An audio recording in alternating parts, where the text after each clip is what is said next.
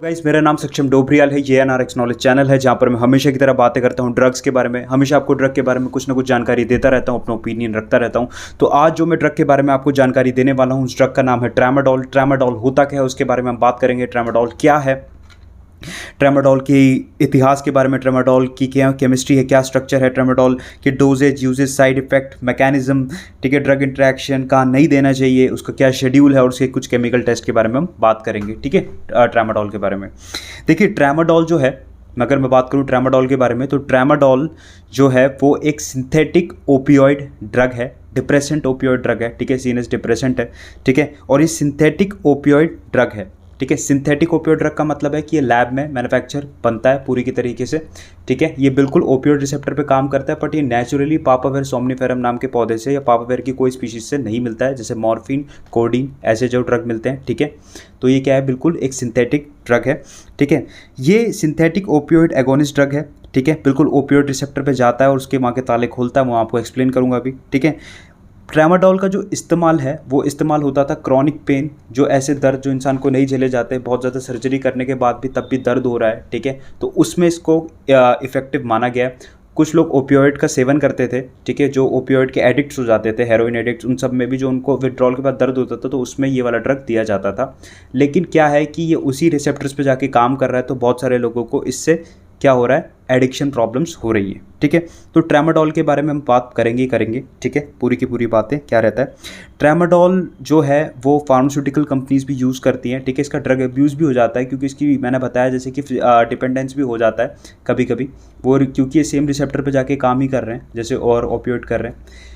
Tramadol brand names में भी available है और फार्मास्यूटिकल कंपनी से बहुत अलग अलग ब्रांड नेम्स में बेचती है, जिसमें से कुछ नाम अल्ट्रैम है जो कि बहुत फेमस है, अल्ट्रैम। ठीक है, कॉन्जिप है। ठीक है, इंडिया में जो इसका नाम आता है वो क्या बोलते हैं, ट्रैम गुड और केडॉल के नाम से आता है। ठीक है, और अलग अलग फॉर्म्स में अवेलेबल है, वो मैं आगे आपको बताऊंगा। ठीक है, बट आप इतना समझ लीजिए सिंथेटिक ओपियोइड ड्रग है। ठीक है, बात करते हैं ट्रामाडोल के इतिहास के बारे में।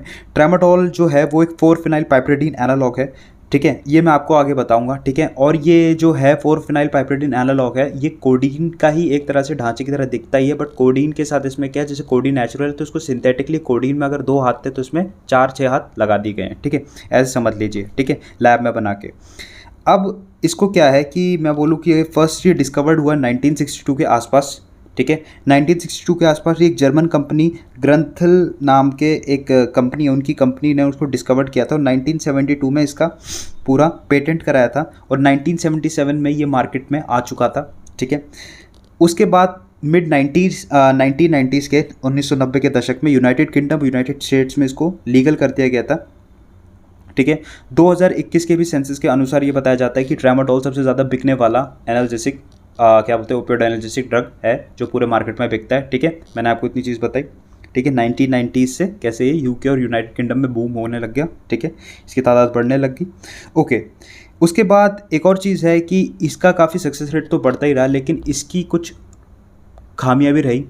एक नक्सलवादी टेररिस्ट ग्रुप ही समझो। ठीक है, टेररिस्ट ग्रुप है, आतंकवादी ग्रुप है, जिसका नाम है बोको हराम टेररिस्ट ग्रुप है। बोको हराम टेररिस्ट ग्रुप आपके अफ्रीका के कुछ इलाकों में इनका रूल है। ठीक है, और ये बहुत ही कट्टर जो है अपने रिलीजन को लेकर रहते हैं। ठीक है, और बोको हराम जो है वो एक जो है वो टेररिस्ट ग्रुप ऑर्गेनाइजेशन है। ठीक है, मुस्लिम टेररिस्ट ग्रुप है मेरे ख्याल से। ठीक है, जो रहते हैं बिल्कुल ही कि रहते हैं, और ये जो टेररिस्ट ग्रुप ऑर्गेनाइजेशन है, ठीक है, ये पूरा का पूरा जो है इसका चैड, नाइजर, छोटी छोटी जो पूरे इलाके हैं जो अफ्रीका के, वहाँ पर इनका बहुत राज है। मोस्ट ऑफ द जो वहाँ के टेररिस्ट ग्रुप के एक पर्सन से एक बार एक इंटरव्यू में पूछा गया था इस ड्रग के बारे में, तो उसने बोला था कि हम ट्रामाडोल का इस्तेमाल करते हैं, और जो ट्रामाडोल का इस्तेमाल हम करते हैं वो हमें ऐसा रहता है कि हम बिना मिशन से पहले इस चीज़ के बिना हम जाते ही नहीं हैं, क्योंकि बहुत अच्छा हमारी बॉडी में इफेक्ट देता है और हम इस चीज़ के एडिक्टेड हैं। तो बोको हराम ने भी कहीं ना कहीं ट्रामाडोल को एक तरह से एब्यूज़ और सक्सेस दिलाया है। सक्सेस किस वे में दिलाया, इसको प्रचलित करके और एब्यूज़ कर करके इसका नाम एक तरह से नाम तो हुआ, बट बदनाम होके नाम करके इन्होंने करा है। ठीक है, ये विकिपीडिया पे मैंने पढ़ा था। ओके, ये सारे जो ग्रुप्स रहते हैं, बहुत सारे ऐसे ग्रुप्स होते हैं, टेररिस्ट ऑर्गेनाइजेशन होती है जो कि ऐसी चीज़ें करती है, इवन ड्रग सप्लाई भी करती है, इवन फार गोरिल्ला जैसे कोलंबिया में। ठीक है, तो ऐसे बहुत सारी चीज़ें रहती हैं। ठीक है, ऐसी चीज़ें रहती हैं। ओके, तो अब मैं आपको एक बात बता दूं कि ये बहुत ही एडिक्टिव ड्रग भी अगर इसे कंट्रोल नहीं किया गया हो, जितना मैं आपको बात समझा पा रहा हूँ कि बहुत ही एडिक्टिव लाइबिलिटीज़ की हाई है, ठीक है। वो कैसे होती है वो तो मैं बता रहा हूँ, बट ये क्या है कि इसको बहुत ही देख रेख वाला ड्रग है, ठीक है। इसको प्रिस्क्राइब करते हैं डॉक्टर, बट बहुत देख रेख से इसको करना पड़ता है, वरना अब्यूज़ होने के चांसेस हैं, ठीक है। और मैं आपको बता दूं कि एक जैसे एक साइकिलिस्ट देखा था कि इंटरनेशनल साइकिलिस्ट यूनियन है, ठीक है, जो साइकिलिस्ट रेसिंग होती है उसमें भी ये ड्रग काफ़ी ज़्यादा अब्यूज़ होता है। ये ड्रग जो एथलीट्स होते हैं वो भी इसको अब्यूज़ कर लेते हैं, ठीक है, बिना प्रिस्क्राइब होकर इसका बहुत ज़्यादा कंजप्शन कर लेते हैं, क्योंकि उनको बहुत ज़्यादा पेन होता है अपनी वो फिजिकल एक्टिविटी करने के बाद, तो उनको रिडक्शन चाहिए, उन्हें कम चाहिए अपने वो दर्द निवारक जो है वो जो कम कर सके, तो वो ट्रामाडोल का इस्तेमाल करते हैं। ट्रामाडोल को बट प्रिस्क्राइब मैनर में अगर डॉक्टर लिखा तभी आप इस्तेमाल करें, वैसे अगर इस्तेमाल करते हैं तो इट्स इलीगल टाइप चीज़ भी हो जाएगी, ठीक है, और आप पे कार्रवाई होगी, क्योंकि इसको बहुत ही ना कंट्रोल्ड रखा गया है, ठीक है। ओके, केमिस्ट्री के बारे में बात करते हैं। ये तो इसकी कुछ हिस्ट्री थी जिसमें मैंने कुछ सेंसेस भी आपको बता दिए, कुछ फैक्ट्स भी बता दिए थे, ठीक है। चलो केमिस्ट्री के बारे में बात करते हैं। केमिस्ट्री ये है कि ये एक 4-फेनाइल पाइपरीडीन डेरिवेटिव है। पाइपरीडीन डेरिवेटिव है तो कहीं ना कहीं ये क्या बोलते हैं, मेप्रीडीन, ठीक है, मेथडोन से थोड़ा सिमिलैरिटी खाता है, ठीक है। बट मैं इसके बारे में अगर बात करूँ तो उसका नाम 2-डाइमिथाइल मिथाइल 1,3 मिथॉक्सीसाइक्लोहेक्सेन एक्सॉन है, ठीक है। और ये ड्रग जो है वो कोडीन को बिल्कुल ही सिंथेटिकली मॉडिफाइड करके बनाया गया है, ठीक है। सिंथेटिक कोडीन भी आप कह सकते हो, बहुत ही मॉडिफाइड वर्जन में इसको बनाया गया, जैसे मैंने आपको बताया। And codeine is a opiate as well as opioid. Opiates are naturally obtained from the papaver somniferum. Papaver somniferum से आराम से निकल जाते हैं, नेचुरली निकल रहे हैं प्लांट से। ये सिंथेटिक है प्योर तरीके से, तो ओपिएट हमेशा नेचुरल को कहते हैं, ठीक है, और ओपियोइड भी कह सकते हैं। ओपियोइड्स जो जनरली टर्म होता है वो टर्म होता है सिर्फ सिंथेटिक ओपियोइड ड्रग के बारे में, जो कि आपकी लैब में बनते हैं पूरे के पूरे, ठीक है। ओके, इतनी बात। But fentanyl is not opiate, क्योंकि वो नेचुरली ऑब्टेन्ड नहीं होते, इसे सिंथेटिकली लैब में बनाया जाता है। इसके कुछ बारे में और जान लेते हैं। अगर मैं बात करूँ इसकी कोई पाउडर फॉर्म की, क्योंकि आता तो पाउडर के अलावा और भी चीज़ों में, बट इसका क्या रहता है, वाइट होता है powder form, and as well as इसका बहुत ही ज़्यादा बिटर टेस्ट होता है, बहुत ही ज़्यादा कड़वा टेस्ट होता है, ठीक है। कंजप्शन करने पे जब इसका इंसान कैसे भी तरह के कंजप्शन करता है, टैबलेट लेता है, माउथ डिजोल्विंग टैबलेट्स लेता है, बहुत सारी अलग अलग टैबलेट्स लेता है, तो उसकी जो यूरिन है वो काफ़ी डार्क रंग की आती है और काफ़ी उसमें ना स्मेल टाइप आती है अजीब सी, ठीक है। तो ये भी इसका एक डिटेक्शन टेस्ट से मैंने आपको बताया, ठीक है, ट्रामाडोल के बारे में। ट्रामाडोल के सीधा मैकेनिज्म ऑफ एक्शन के बारे में बात करते हैं, ठीक है, जो भी चीज़ है। ट्रामाडोल एक प्रोड्रग है, मतलब बॉडी में जाके अपना एक्टिव मेटाबोलाइट्स बनाता है, ठीक है। ऑर्थोडेस्मेथाइल ऐसी कुछ रहता है ट्रामाडोल, और एक एन रहता है डेस्मेथाइल ऐसी कुछ रहता है, ठीक है। अब मेरे को याद नहीं आ रहा है, ऐसी कुछ रहता है, ऑर्थो और एन रहते हैं, ठीक है, अलग अलग ग्लूको कोऑर्डिनेशन करके जाते हैं लिवर में, ठीक है। ट्रामाडोल एक प्रोड्रग है, ठीक है, मेटाबोलाइज होता है बॉडी के अंदर, ठीक है, अपनी एक्टिव फॉर्म में। इसकी बहुत ही ज़्यादा क्या है, अब इसका मैकेनिज्म हम समझने की कोशिश करते हैं कैसे हो रहा है। असलियत में जाके ये म्यू रिसेप्टर पर जाके काम कर रहा है। म्यू जो है वो ओपियोइड का एक रिसेप्टर है, ओपियोइड के म्यू डेल्टा कापा, ठीक है। म्यू रिसेप्टर पे जब भी कोई जा रहा है तो इसकी इससे जो दोस्ती है वो बहुत ही कम है, ठीक है। ये उस पर एक्टिवेट हो रहा है, लेकिन उतना अच्छा एक्टिवेट नहीं हो रहा है जितना कि मॉर्फिन और हेरोइन होते हैं, ठीक है। तो ये बॉडी में जाके उसको एक्टिवेट कर रहा है, ठीक है। और इसका जो मेटाबोलाइट था, सॉरी मुझे भी याद है, वो ऑर्थोडेस्मेथाइल था, ठीक है, ऑर्थोडेस्मेथाइल मेटाबोलाइट था। ऑर्थोडेस्मेथाइल मेटाबोलाइट जो बनता है उसकी जो एफिनिटी है, मतलब पहुंचने की जो क्षमता है, वो 10 गुना कम है मॉर्फिन से रिसेप्टर के मुकाबले, ठीक है। ये जो मॉर्फिन पर जैसी म्यू पे एक्टिविटी देगा, तो म्यू पे क्या होता है, जैसे उससे एक्टिवेट करेंगे तो पेन आराम से चला जाता है, ठीक है। मैंने आपको बताया भी था म्यू पे जैसे एक्टिवेट होता है तो क्या क्या चीज़ें होती हैं, ठीक है। तो जैसे क्या है कि पेन एकदम से आपका चला जाएगा और सारे पेन के जो सिग्नल है वो हट जाएंगे आपकी बॉडी के अंदर। ये एक सिंपल बात मैं बता रहा हूँ। कैसे म्यू पे और क्या क्या काम होता है वो मैं आगे आपको बताऊंगा ही, ठीक है। और मैंने काफ़ी बार बताया भी म्यू के बारे में कि कैसे आपको स्पाइनल एनाल्जेसिया, यूफोरिया, इन सब चीज़ों को देता ही है। बट म्यू पे जैसे जाता है बॉडी के अंदर, चाहे अपनी लिटिल एक्टिविटी भी हो, ये क्या करता है, आपको एनाल्जेसिक और क्या बोलते हैं इफेक्ट शो करता है। एक और बात जो इंपॉर्टेंट है, सिर्फ इसका म्यू ओपियोइड रिसेप्टर पर जाके ही काम एक्टिवेट करना नहीं है, ये SNRI भी है, ठीक है, selective non epinephrine receptor Uptake वाले मैं आपको बात बताता ही रहता हूँ, ठीक है। क्या करता है, बॉडी के अंदर जाके नॉन एफिनेफ्रिन को और सेरोटोनिन को रीअपटेक के रोक देता है, जिस कारण उसकी खपत बढ़ने से क्या होगा, उसका ना एड्रेजेनिक रिसेप्टर एक्शन बढ़ जाएगा और सेरोटोनिन का जो वो खपत है वो बहुत ज़्यादा क्या होगी, एकदम से एक जो ट्रांसमीटर जिसने ब्लॉक कर रखा था उसकी एक पाइपलाइन में बहुत ज़्यादा सेरोटोनिन बहुत ज़्यादा बढ़ना स्टार्ट हो जाएंगे। अब इससे ये होता है कि इसका जो एनाल्जेसिक इफेक्ट भी होता है, जो दर्द निवारक इफेक्ट है जो ओपियोइड पे हो रहा है, वो इसमें भी जाके बहुत अच्छा एक तरह से 1+1 क्या बोलते हैं 4 वाला इफेक्ट दे रहा है, ठीक है। उसकी एक्टिविटी बढ़ा दे रहा है एनाल्जेसिक इफेक्ट की, ठीक है, ऐसे रहता है। ओके, ये सब चीज़ें थी। बॉडी में जाके लिवर पे मेटाबोलाइज होता है ये, ठीक है, लिवर की कुछ एंजाइम्स रहती है उन पे जाके मेटाबोलाइज होता है। एक बात ये है कि ट्रेमाडोल थोड़ा अलग अलग इफेक्टिवली काम करता है डिफरेंटली।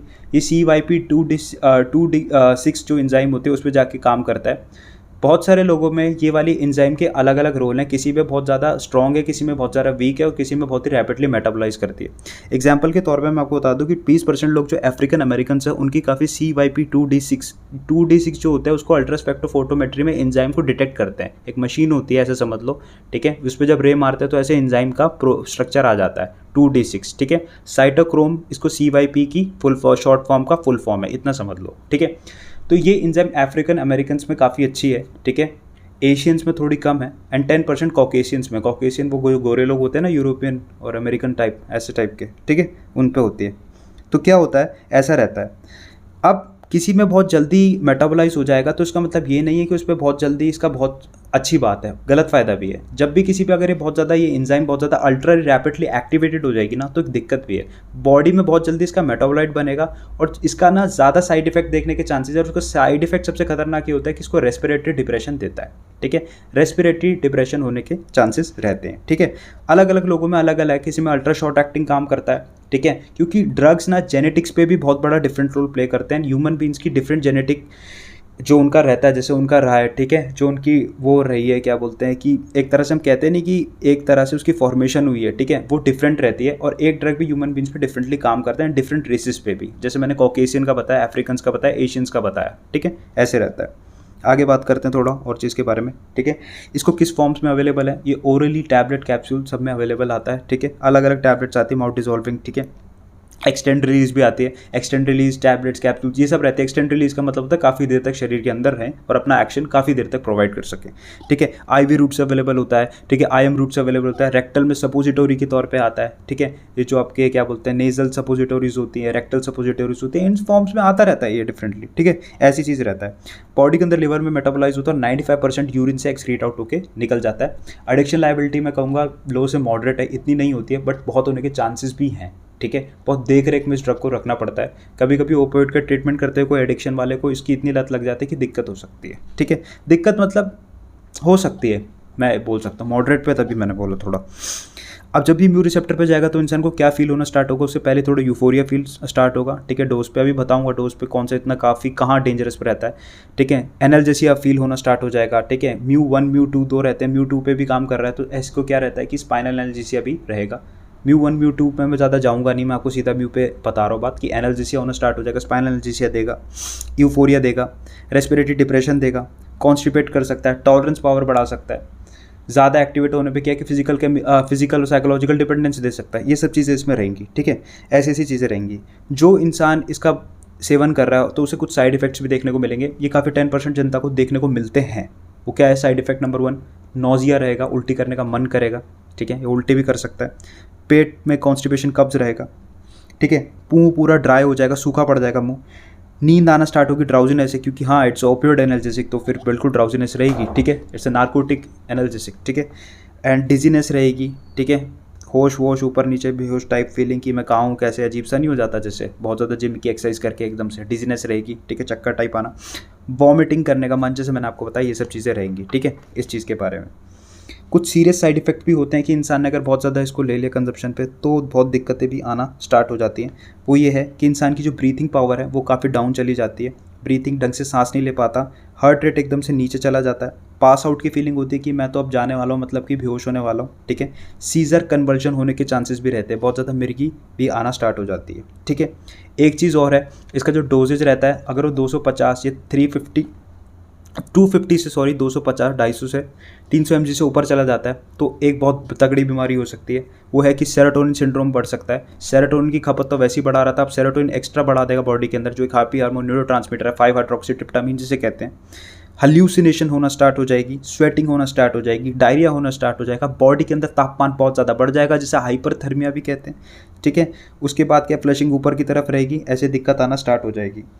कोई लोग अगर ट्रेमाडोल का बहुत ही ज़्यादा प्रॉब्लमैटिक में आके बहुत ही ज़्यादा इसका टॉक्सिसिटी कर देते हैं तो उन्हें क्या देखने को मिलता है, साइनोसिस देखने को मिलता है, ठीक है। ब्लू कलर हाथ पे ऐसे हो जाते हैं, ब्लू हो जाते हैं, ठीक है। मायोसिस होना स्टार्ट हो जाता है, आँख में बिल्कुल पुतलियाँ बिल्कुल 0 साइज़ पे आ जाती हैं, ठीक है। वॉमिटिंग, ये सब चीज़ें होती है, होश में नहीं रहता, स्लर्ड स्पीच हो जाते हैं, ठीक है, बेहोश टाइप फीलिंग आना स्टार्ट हो जाती है, डिटैच हो जाते हैं, ठीक है, ऐसी ऐसी चीज़ें होती रहती हैं।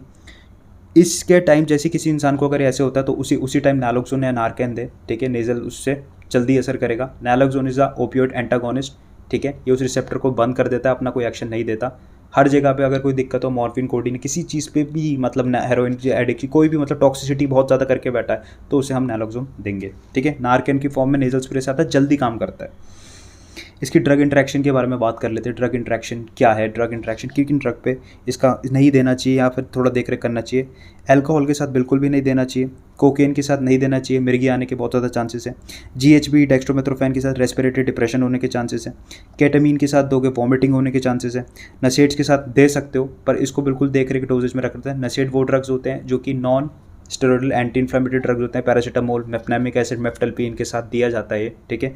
उसके बाद जो आपकी मोनोअमीनो ऑक्सीडेज एंजाइम जो होती है उसके साथ जो आपके आते हैं क्या बोलते हैं, एंटी डिप्रेसेंट ड्रग्स आते हैं या फिर क्या बोलते हैं पार्किंसन, उनके साथ नहीं देना चाहिए। सेरोटोनिन होने सिंड्रोम होने के ज़्यादा चांसेस रहते हैं, ठीक है। एंटी हिस्टामिक के साथ दे सकते हो, ठीक है, बट वो उसके साथ एक रेशो में रहता है, ठीक है, इस चीज़ के लिए, ठीक है। अब इसे कौन कौन सी जगह भी नेगलेक्ट करना चाहिए कि नहीं देना चाहिए, जैसे कोई बीमारी हो, जैसे अस्थमा में से नहीं देना चाहिए, रेस्पिरेटरी डिप्रेशन होने के चांसेस, अस्थमा में बहुत ज़्यादा दिक्कत भी हो सकती है। प्रेगनेंसी में भी नहीं देना चाहिए। कोई औरत अगर, क्योंकि प्रेगनेंसी में इसलिए देना चाहिए क्योंकि न्यूनेटल एब्स्टिनेंस सिंड्रोम कर देता है, बच्चा जो होगा वो एडिक्ट पैदा होगा और उससे बहुत तगड़े विड्रॉल होंगे, और एक नवजात बच्चे के लिए वो सब विड्रॉल या फिर ड्रग्स छोड़ने के बाद जो उसे अजीब सी फीलिंग रहती है, फिजिकल मेंटल डिपेंडेंस, वो कैसे झेलेगा, ठीक है। उसके बाद कोई इंसान 18 साल से नीचे उसको नहीं देना चाहिए, नहीं कर पाएगा, ठीक है। ब्रेस्ट फीडिंग कर रही है कोई औरत, अपने बच्चे को दूध पिला रही है, उसमें भी नहीं देना चाहिए, बहुत दिक्कत हो सकती है, ठीक है। कोई कॉन्स्टिपेटेड है, पेट की बीमारी, उसमें भी नहीं देना चाहिए, ठीक है। थायराइड की प्रॉब्लम चेक करके दो, यूरिन प्रॉब्लम है चेक करके दो, मेंटल इलनेस है तो भी डॉक्टर से आपको सलाह चेक करके दो। चेक करने का मतलब है डॉक्टर से सलाह मशवरा करके आप इसको दो। एक और चीज़ है ट्रामाडोल, बहुत लोगों को एलर्जिक रिस्पांस भी दे सकती है, एंड ओपियोइड एलर्जिक रिस्पांस के लिए भी जाने जाते हैं। बॉडी के अंदर इतना ज़्यादा हिस्टामिन भी बढ़ा सकते हैं कि आपको हाइपर सेंसिटिविटी रिएक्शन भी हो सकते हैं। तो पहले इसका टेस्ट भी करा लें कि आप पे ड्रग सूट करता है कि नहीं, ठीक है। केमिकल टेस्ट मुझे इसमें ARK टेस्ट मिला, जो यूरिन टेस्ट की केमिकल स्ट्रिप टेस्ट होता है, और मुझे इसका कुछ कलर अच्छे समझ नहीं आया। मेरे ख्याल से ये क्या रहता है, जो आपका मेटाबोलाइट यूरिन के अंदर रहता है उसको डिटेक्ट कर लेता है एंड देन ये पॉजिटिव रिजल्ट दिखा देता है, ठीक है। जो मैंने आपको बताया था ऑर्थो डेस्मेथाइल, ठीक है, और N मिथाइल डेस्मेथाइल रहता है, ये वाला रहता है, ठीक है, मेटाबोलाइट रहता है। ट्रामाडोल जो है, ट्रामाडोल उसको जो शेड्यूल है उसके बारे में हम बात कर लेते हैं। ट्रामाडोल का जो शेड्यूल है वो शेड्यूल 4 में है। ऐसे ड्रग जिनको बिल्कुल ही देख रेख और निगरानी में रखना होता है, अगर इसका मिसयूज़ हुआ तो बहुत ज़्यादा दिक्कत हो सकती है, ये हार्मफुल भी हो सकता है और एडिक्शन लाइबिलिटी भी अपनी कर सकते हैं, क्योंकि ट्रामाडोल के एडिक्शन लाइबिलिटी होने के चांसेस हैं, पर लो से मॉडरेट है, बट होने के चांसेस है और इसका मिसयूज़ हो सकता है। तो ऐसे ड्रग्स जिनका मिसयूज़ हो सकता है, ठीक है, और प्रिस्क्राइब्ड मैनर में होने चाहिए, तो उन्हें हम शेड्यूल 4 के अंदर रखते हैं, ठीक है। ओके, इसमें माइनर ट्रैंकुलाइजर्स और बहुत सारे ड्रग्स आते हैं शेड्यूल 4 के अंदर। तो ये सब चीज़ें थी, ये पूरी वीडियो थी ट्रामाडोल के बारे में। आई होप मैंने बताई हो, सारी चीज़ें लगभग बताई दी है मैंने, ठीक है। और कुछ अगर छूट गया तो कमेंट कर देना, थोड़ा पढ़ के तुम भी आ जाना, मुझे बता देना, ठीक है। बाकी अगली वीडियो में हम टापेंटाडोल के बारे में बात करेंगे, इसलिए मैंने ट्रामाडोल के बारे में पहले बताया, क्योंकि tramadol is father and tapentadol is a बेटा, एंड बेटा ज़्यादा खतरनाक है, ठीक है। वो मैं अगली वीडियो में बताऊँगा। तब तक मेरा नाम सक्षम डोबरियाल है, ये NRX नॉलेज चैनल है। Thank you.